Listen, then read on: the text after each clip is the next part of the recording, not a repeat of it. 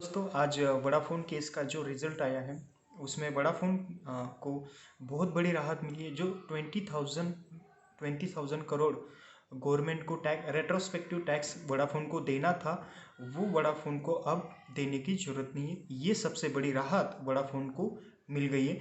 जो ये स्टोरी है, ये स्टोरी होती है 2007 से। वोडाफोन एक ब्रिटेन कंपनी है और वोडाफोन ने हज की एक सब्सिडी, हज तब इंडिया में वर्क करती थी और हज की एक सब्सिडी नीदरलैंड में थी। और हज की जो सब्सिडी नीदरलैंड और वोडाफोन इनके बीच में एक एक्विजिशन हुआ था और उस एक्विजिशन में वोडाफोन ने हज को एक्वायर किया था और वो इंडिया में क्या कर रही थी, टेलीकम्युनिकेशन बिजनेस कर रही थी। तो गवर्नमेंट ने क्या किया उस सिचुएशन में, 7,500 करोड़ यानी कि 2008 की बात है जब कांग्रेस गवर्नमेंट और इकोनॉमिक्स मिनिस्टर ने क्या किया कि 2008 में इनको टैक्स डिमांड की। जो टैक्स था 7,500 करोड़ रुपीज़। तो वोडाफोन ने क्या किया यहाँ पर, उसके अगेंस्ट बॉम्बे हाई कोर्ट में पिटीशन फाइल किया कि ये टैक्स नहीं देंगे और ये गलत है।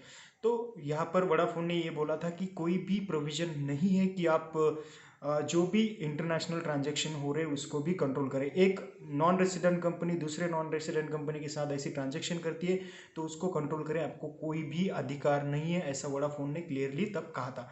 तो वहाँ पर बॉम्बे हाई कोर्ट का जजमेंट और बॉम्बे हाई कोर्ट का डिसीजन 2012 में आया और बॉम्बे हाई कोर्ट ने वहाँ पर वोडाफोन को पे करने को बोला कि 11,500 करोड़ रुपीज़ आपको गवर्नमेंट को पे करने चाहिए और आपको यहाँ पर गवर्नमेंट को क्या जो भी रेट्रोस्पेक्टिव टैक्स है ये पे करके गवर्नमेंट की लायबिलिटी सेटल करनी चाहिए। इसके बाद भी वोडाफोन ने नहीं मानी। वोडाफोन क्या किया, सुप्रीम कोर्ट में गया और सुप्रीम कोर्ट ने जो भी गवर्नमेंट की डिमांड है वो खारिज कर दी।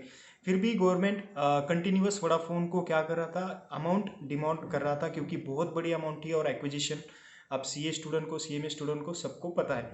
तो इसकी वजह से क्या हुआ, 2016 में इन्होंने जो सिंगापुर में आर्बिट्रेशनल ट्रिब्यूनल है, इंटरनेशनल आर्बिट्रेशन, उसमें इन्होंने क्या कर दिया, वोडाफोन ने अगेन पिटीशन फाइल किया इस केस के अगेंस्ट, गवर्नमेंट के अगेंस्ट। और उसका आज जो डिसीजन आया है वो डिसीजन की वोडाफोन को जो 7,500 प्लस जो उसका इंटरेस्ट है वो पेमेंट करने की ज़रूरत नहीं है सेंट्रल गवर्नमेंट को। इसके साथ साथ आपको ये कन्फ्यूजन होगा कि ये रेट्रोस्पेक्टिव टैक्स का मीनिंग क्या होता है।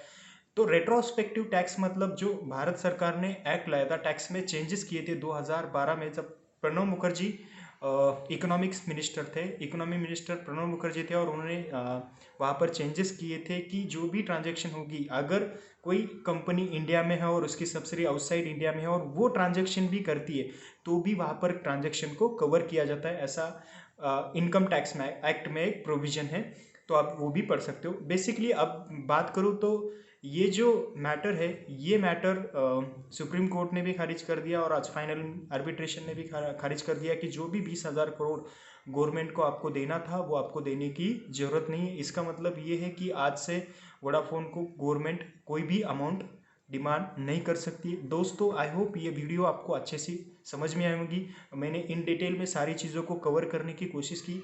अगर आपको वीडियो अच्छी लगी तो चैनल को like, subscribe and bell icon को प्रेस करो। Take care, bye bye.